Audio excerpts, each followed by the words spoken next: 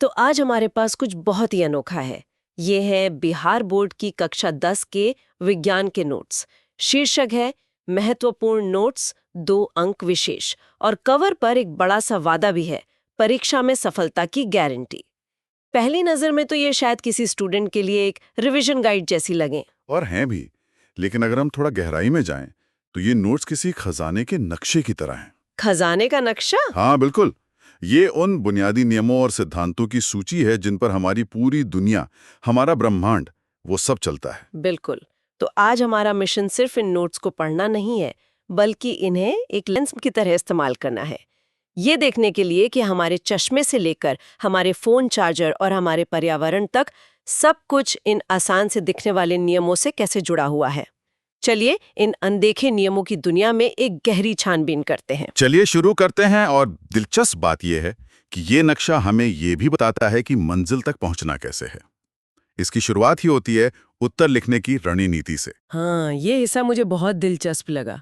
इसमें कहा गया है, सटीक उत्तर दें, 30-40 शब्दों में, सूत्र और SI मात्रक लिखें और साफ चित्र बनाएं। ये सिर्फ परीक्षा में नंबर लाने की तरकीब नहीं लगती, इसमें कुछ और भी गहरा है ना? बिल्कुल। ये असल में वैज्ञानिक संचार का मूल सिद्धांत है। विज्ञान सिर्फ खोज करने के बारे में नहीं है, बल्कि अपनी खोज को स्पष्ट और सटीक रूप से दूसरों तक पहुंचाने के बारे में भी है। अच्छा। सोचिए, अगर नासा मंगल पर रोवर भेजते समय मीटर की जगह इंच का इस्तेमाल कर ले, तो क्या होगा? सब गड़बड़ हो जाएगा। हाँ, एक छोटी सी चूक और अरबों डॉलर का मिशन तबाह। इसीलिए SI मात्रक जैसी चीजें विज्ञान की एक सार्वभौमिक भाषा है। ये सुनिश्चित करती हैं कि दुनिया भर के वैज्ञानिक एक दूसरे की बात ठीक से समझ सकें। मतलब ये नियम सिर्फ अकादमिक नहीं है, बल्कि ये सहयोग और सटीकता की नींव है। और ये जो कहा गया है कि पेंसिल से साफ चित्र बनाएं, ये भी शायद इसी का हिस्सा है। हाँ, बिल्कुल। एक तस्वीर 1000 शब्दों के बराबर होती है। और ये बात विज्ञान में तो और भी ज्यादा सच है। एक किरण आरेख, मतलब एक रे डायग्राम, प्रकाश के पूरे व्यवहार को एक नजर में समझा सकता है। ये सिर्फ सजावट नहीं, बल्कि जानकारी को प्रभावी ढंग से प्रस्तुत करने का एक बहुत शक्तिशाली उपकरण है। तो ये नोट्स हमें सिर्फ भौतिकी नहीं सिखा रहे हैं, बल्कि एक वैज्ञानिक की तरह सोचना और संवाद करना भी सिखा रहे हैं। बिल्कुल। ठीक है, तो इस वैज्ञानिक सोच के साथ चलिए पहले विषय पर आते हैं, प्रकाश। नोट्स की शुरुआत प्रकाश के परावर्तन, मतलब रिफ्लेक्शन, के 2 सरल नियमों से होती है।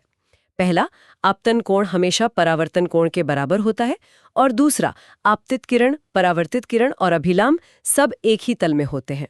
ये नियम सुनने में तो बहुत सीधे लगते हैं। सीधे हैं, लेकिन अविश्वसनीय रूप से शक्तिशाली भी। हर बार जब हम शीशे में अपना अक्स देखते हैं या शांत पानी में चांद की परछाई देखते हैं, तो हम इन्हीं 2 नियमों को काम करते हुए देख रहे होते हैं। लेकिन असली जादू तब शुरू होता है जब प्रकाश एक माध्यम से दूसरे माध्यम में जाता है, जिसे हम अपवर्तन या रिफ्रैक्शन कहते हैं। और यहीं पर बात मानव नेत्र की आती है ना? नोट्स में समंजन क्षमता यानी पावर ऑफ अकोमोडेशन का जिक्र है। मतलब आंखों के लेंस की अपनी फोकस दूरी को एडजस्ट करने की क्षमता। ये किसी कैमरे के ऑटो फोकस की तरह लगता है। ये कैमरे के ऑटो फोकस से कहीं ज्यादा उन्नत है। आपकी आंखों का लेंस अपनी मोटाई बदलकर मिलीसेकंड में फोकस बदल सकता है, पास की किताब से लेकर दूर के तारों तक। यह प्रकृति की इंजीनियरिंग का एक अद्भुत नमूना है, और ये पूरी तरह से प्रकाश के अपवर्तन के सिद्धांत पर ही काम करता है। और जब ये इंजीनियरिंग थोड़ी गड़बड़ा जाती है, तब दृष्टि दोष होते हैं, जैसे निकट दृष्टि दोष, मतलब मायोपिया, और दीर्घ दृष्टि दोष, हाइपरमेट्रोपिया। हाँ, मुझे लगता है कि हम सिर्फ ये पढ़ लेते हैं कि इन्हें ठीक करने के लिए कौन सा लेंस लगता है, पर इसके पीछे की भौतिकी क्या है? बहुत अच्छा सवाल है। सोचिए कि आंख एक प्रोजेक्टर है और रेटिना उसकी स्क्रीन है। एक स्वस्थ आंख में लेंस प्रकाश को ठीक रेटिना पर फोकस करता है, लेकिन मायोपिया में आंख की पुतली थोड़ी लंबी हो जाती है और फोकस रेटिना से पहले ही बन जाता है, जिससे दूर की चीजें धुंधली दिखती हैं। अच्छा, तो फोकस पहले बन जाता है। हाँ, तो अवतल लेंस यानी कॉन्केव लेंस प्रकाश की किरणों को थोड़ा फैला देता है, ताकि अंतिम फोकस ठीक रेटिना पर बने। और हाइपरमेट्रोपिया में इसका उल्टा होता होगा? बिल्कुल, वहां फोकस रेटिना के पीछे बनता है। इसलिए उत्तल लेंस, मतलब कॉन्वेक्स लेंस, का उपयोग किया जाता है, जो किरणों को थोड़ा सिकोड़कर फोकस को आगे ले आता है। ये दिखाता है कि कैसे प्रकाश के उन्हीं बुनियादी नियमों को समझकर हम अपनी एक बहुत ही महत्वपूर्ण इंद्री को ठीक कर सकते हैं। ये सिर्फ चश्मा लगाना नहीं है, ये भौतिकी का व्यवहारिक जादू है। प्रकाश के फोटॉन को नियंत्रित करने से लेकर अब हम एक और भी बुनियादी कण को नियंत्रित करने की दुनिया में आते हैं, इलेक्ट्रॉन।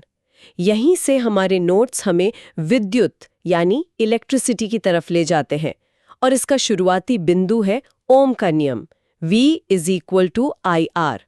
ये नियम इतना मौलिक क्यों है? क्योंकि ये बिजली के 3 सबसे महत्वपूर्ण पहलुओं, वोल्टेज जो एक तरह का दबाव है, करंट यानी प्रवाह, और प्रतिरोध यानी रुकावट, इनके बीच एक बहुत सुंदर और सरल संबंध स्थापित करता है। ये हमें किसी भी साधारण सर्किट के व्यवहार का अनुमान लगाने की शक्ति देता है। ये बिजली की दुनिया की वर्णमाला की तरह है। लेकिन यहाँ एक सवाल है।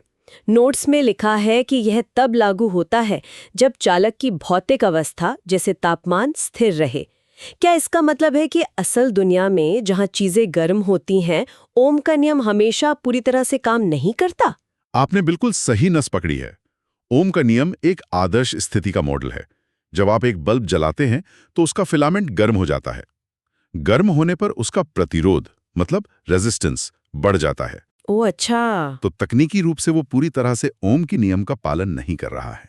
यही अंतर एक किताबी नियम और उसके वास्तविक दुनिया के अनुप्रयोग के बीच है। यह हमें याद दिलाता है कि विज्ञान के नियम प्रकृति का वर्णन करने का मॉडल है, ना कि कोई कठोर आज्ञा है। ये बहुत दिलचस्प है।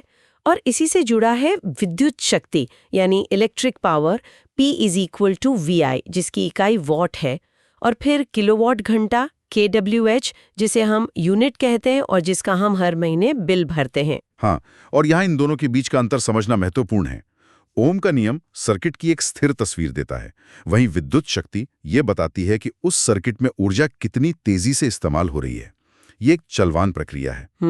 आपका 100 वॉट का बल्ब 10 वॉट के LED से ज्यादा शक्ति का उपयोग करता है, यानी वो ज्यादा तेजी से ऊर्जा को प्रकाश और गर्मी में बदल रहा है। और जब आप उस 100 वॉट के बल्ब को 10 घंटे तक चलाते हैं तो आप 1 किलोवाट घंटा यानी 1 यूनिट बिजली खर्च करते हैं। तो एक हमें सर्किट का स्वभाव बताता है और दूसरा हमारे बिजली के बिल का हिसाब। अब यहाँ से कहानी एक अप्रत्याशित मोड़ लेती है। नोट्स में अगला विषय है विद्युत धारा का चुंबकीय प्रभाव। ऐसा लगता है जैसे हम भौतिकी का एक अध्याय छोड़कर दूसरे में जा रहे हैं, लेकिन क्या इनके बीच कोई गहरा संबंध है? गहरा संबंध ही नहीं, ये आधुनिक दुनिया का आधार है। 19वीं सदी की शुरुआत तक हम बिजली और चुंबकत्व को 2 अलग-अलग रहस्यमयी ताकतें मानते थे। अच्छा। हाँ, बिजली बादलों में कड़कती थी और चुंबक पत्थर जहाजों को दिशा दिखाते थे। और फिर ओरस्टेड का प्रयोग हुआ जिसका जिक्र इन नोट्स में है। हाँ, और ये खोज एक शानदार कहानी है। 1820 में हैंस क्रिश्चियन ओरस्टेड कोपेनहेगन में एक लेक्चर दे रहे थे। उनकी मेज पर एक तार पड़ा था जिससे बिजली प्रवाहित हो रही थी और पास में ही एक कंपास रखा था। जब उन्होंने बिजली चालू की तो उन्होंने देखा कि कंपास की सुई, अरे वाह, ये एक दुर्घटना थी, एक सेरेंडिपिटस मोमेंट। उस एक पल में ओरस्टेड ने वो देख लिया जो किसी ने नहीं देखा था, कि बिजली अपने चारों ओर एक चुंबकीय क्षेत्र बनाती है। तो ये सिर्फ एक क्लासरूम का प्रयोग नहीं था, ये एक क्रांति थी। ये एक बहुत बड़ी क्रांति थी। इसने पहली बार प्रायोगिक रूप से साबित किया कि बिजली और चुंबकत्व एक ही सिक्के के 2 पहलू हैं। इस एक खोज ने विद्युत चुंबकत्व मतलब इलेक्ट्रोमैग्नेटिज्म के पूरे क्षेत्र को जन्म दिया। आज आप जो भी इलेक्ट्रिक मोटर, जनरेटर या ट्रांसफार्मर देखते हैं, वे सभी इसी सिद्धांत पर काम करते हैं। अच्छा, हमारे फोन का चार्जर भी? हाँ, आपके फोन को चार्ज करने वाला अडेप्टर भी इसी पर काम करता है। ओरस्टेड की उस एक आकस्मिक खोज ने हमारी दुनिया को हमेशा के लिए बदल दिया। और नोट्स में चुंबकीय क्षेत्र रेखाओं के बारे में बताया गया है कि वे उत्तरी ध्रुव से निकलकर दक्षिणी ध्रुव में जाती हैं और कभी एक दूसरे को नहीं काटती। ये कभी नहीं काटती वाली बात इतनी महत्वपूर्ण क्यों है? क्योंकि अगर वे एक दूसरे को काटती तो उस कटान बिंदु पर कंपास की सुई को एक ही समय में 2 दिशाओं में इशारा करना पड़ता, जो भौतिक रूप से असंभव है। यह छोटा सा नियम हमें बताता है कि चुंबकीय क्षेत्र हर बिंदु पर अद्वितीय और व्यवस्थित होता है। यह प्रकृति की अराजकता में छिपी व्यवस्था का एक और उदाहरण है। तो इस विद्युत चुंबकीय बल ने हमारी आधुनिक दुनिया को ऊर्जा दी है, लेकिन ये ऊर्जा आती कहाँ से है? ये हमें नोट्स के अगले हिस्से पर ले जाता है, ऊर्जा के स्रोत। हाँ, और ये सवाल हमें व्यक्तिगत पसंद से निकालकर वैश्विक नीति तक ले जाता है। नोट्स में ऊर्जा को 2 श्रेणियों में बांटा गया है, नवीकरणीय यानी रिन्यूएबल और अनवीकरणीय नॉन रिन्यूएबल। यह वर्गीकरण बहुत सीधा है, लेकिन इसके पीछे एक बहुत गहरा भौतिक सिद्धांत छुपा है। वो क्या है? थर्मोडायनामिक्स और एंट्रोपी का सिद्धांत। अनवीकरणीय स्रोत जैसे कोयला और पेट्रोलियम वो लाखों वर्षों से संग्रहित सौर ऊर्जा का एक घना और व्यवस्थित रूप है। जब हम उन्हें जलाते हैं तो हम उस व्यवस्थित ऊर्जा को बहुत तेजी से अव्यवस्थित ऊर्जा यानी गर्मी और प्रदूषण में बदल देते हैं। यह एक तरफा प्रक्रिया है। आप उस धुएं और राख से वापस कोयला नहीं बना सकते। और नवीकरणीय ऊर्जा? नवीकरणीय स्रोत जैसे सौर और पवन ऊर्जा के स्टॉक का उपयोग करने के बजाय ऊर्जा के प्रवाह मतलब फ्लो का उपयोग करते हैं। सूरज हर दिन पृथ्वी पर ऊर्जा भेज रहा है, चाहे हम उसका उपयोग करें या ना करें। जब हम सोलर पैनल लगाते हैं तो हम उस चल रहे प्रवाह में से बस एक छोटा सा हिस्सा अपनी जरूरत के लिए निकाल लेते हैं, उस स्टॉक को खत्म किए बिना। ये सोचने का एक बिल्कुल नया तरीका है। तो संपोषित विकास यानी सस्टेनेबल डेवलपमेंट का विचार जिसका जिक्र नोट्स में है, वो सिर्फ एक नैतिक या पर्यावरणीय विचार नहीं है। नहीं, बल्कि यह भौतिकी के नियमों पर आधारित एक व्यवहारिक रणनीति है। अच्छा। बिल्कुल। ये समझने की बात है कि हम एक बंद सिस्टम यानी पृथ्वी में सीमित संसाधनों के साथ जी रहे हैं। 3 Rs, कम उपयोग, पुनः उपयोग और पुनः चक्रण, ये सब एंट्रोपी को धीमा करने और हमारे संसाधनों को लंबे समय तक चलाने के तरीके हैं। ये भौतिकी को पारिस्थितिकी और अर्थशास्त्र से जोड़ता है। और इसी पारिस्थितिकी में हमें आहार श्रृंखला मतलब फूड चेन और पारिस्थितिक तंत्र इकोसिस्टम जैसी अवधारणाएं मिलती हैं। ये सब आपस में कैसे जुड़ा है? ये सब ऊर्जा के प्रवाह का ही खेल है। आहार श्रृंखला हमें दिखाती है कि सूर्य की ऊर्जा पौधों से शाकाहारी जीवों और फिर मांसाहारी जीवों तक कैसे पहुंचती है, और हर स्तर पर लगभग 90% ऊर्जा गर्मी के रूप में खो जाती है। 90%? हाँ, इसीलिए एक पारिस्थितिकी तंत्र में शेरों की तुलना में घास हमेशा बहुत ज्यादा होती है। ये भी थर्मोडायनेमिक्स का नियम है जो जंगल में काम कर रहा है। विषय है जीव जनन कैसे करते हैं। ये एक अजीब बदलाव लगता है, लेकिन शायद यहाँ भी कोई कनेक्शन है। एक बहुत गहरा कनेक्शन है, और वो है सूचना मतलब इंफॉर्मेशन। लैंगिक यानी सेक्सुअल और अलैंगिक एसेक्सुअल जनन में मुख्य अंतर ऊर्जा का नहीं बल्कि आनुवांशिक सूचना के प्रबंधन का है। इसे थोड़ा और समझाइए।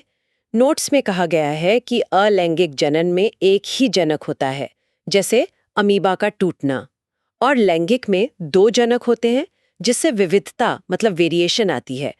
ये विविधता इतनी जरूरी क्यों है? इसे 2 निवेश रणनीतियों की तरह सोचें।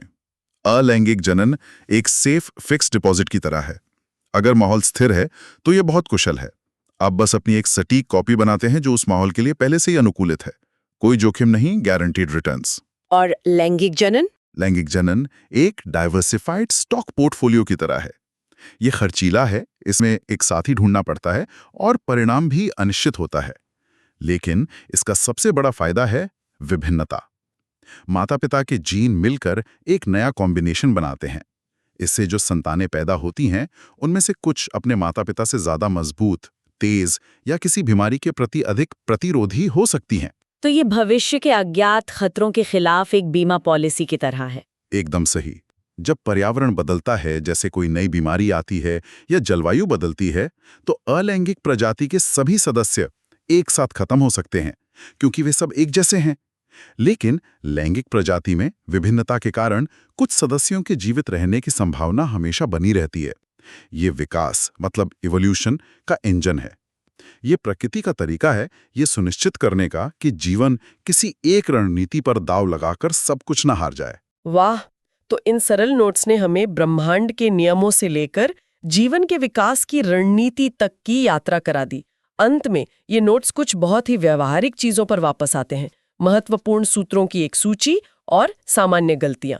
और ये हिस्सा भी बहुत महत्वपूर्ण है। ये हमें याद दिलाता है कि बड़े विचारों को समझने के साथ साथ विवरणों पर ध्यान देना भी उतना ही जरूरी है। मेरा ध्यान एक गलती पर गया। किरण आरेख में तीर का निशान न लगाना। ये इतनी छोटी सी बात लगती है, लेकिन आप इसे कैसे देखते हैं? क्या ये सिर्फ एक निशान है या इसका कोई गहरा मतलब है? इसका बहुत गहरा मतलब है। बिना तीर के एक किरण आरेख सिर्फ कुछ लकीरें हैं। तीर का निशान ही उसे दिशा देता है। ये बताता है कि प्रकाश कहाँ से आ रहा है और कहाँ जा रहा है। ये प्रक्रिया को दिखाता है, सिर्फ तस्वीर को नहीं। वो छोटा सा तीर स्थैतिक ज्यामिति मतलब स्टैटिक ज्योमेट्री को गतिशील भौतिकी डायनामिक फिजिक्स में बदल देता है। उस तीर को भूल जाना ये दिखाता है कि आप प्रक्रिया के सार को ही नहीं समझ पाए हैं। तो आज हमने देखा कि 10वीं कक्षा की ये नोट्स सिर्फ परीक्षा पास करने के लिए नहीं है, ये दुनिया को देखने का एक नजरिया है। हमने सीखा कि कैसे विज्ञान की भाषा सटीकता पर बनी है, कैसे प्रकाश के सरल नियम हमारी आंखों को आकार देते हैं, कैसे एक आकस्मिक खोज ने हमारी दुनिया को ऊर्जा दी और कैसे जीवन खुद को बनाए रखने के लिए जटिल रणनीतियां अपनाता है। और अंत में एक विचार, ये नोट्स शुभकामनाएं के साथ समाप्त होते हैं शायद परीक्षा के लिए।